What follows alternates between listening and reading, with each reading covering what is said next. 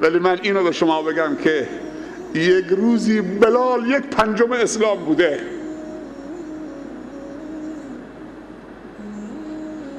همین بلال سیاه حبشی، برده، غلام، زرخرید، یک روزی 1/5 اسلام بوده. اول پیامبر صلی الله علیه وسلم، اولین زنی که اسلام آورد خدیجه، اولین کودک حضرت علی که اسلام آورد و اولین مرد ابوبکر و اولین برده. اون 4 نفر، علی و خدیجه و ابوبکر و رسول الله 4 نفر. نفر 5 اولین برده و غلام بلال، 1/5 اسلام. حالا برو پول جمع کن. چندم میخوای بشی؟ پول خیلی خوبه،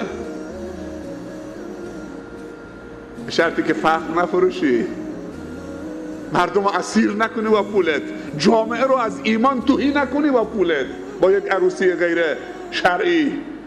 همه شراب و زنا و چشمچرانی. میگه زنا چیه؟ زمینی تو سر عروسی فراهم بکنی که مردم به قصد بد جوانا نگاه به ناموس مردم بکنن. حالا تو داری جشن میگیری، دلش خوشه که جشن عروسی پسر مثلا 25 سالش داره میگیره، پولم داره.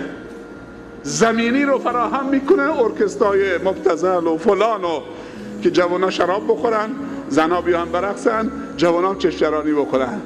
خودش هم داره میخنده، کیف میکنه، پذیره هم کامل داره میکنه. از اون طرف نمیفهمه که گناه همه اینها به گردنش نوشته میشه با اون پولی که داره. یک مجتمع فرهنگی بزن،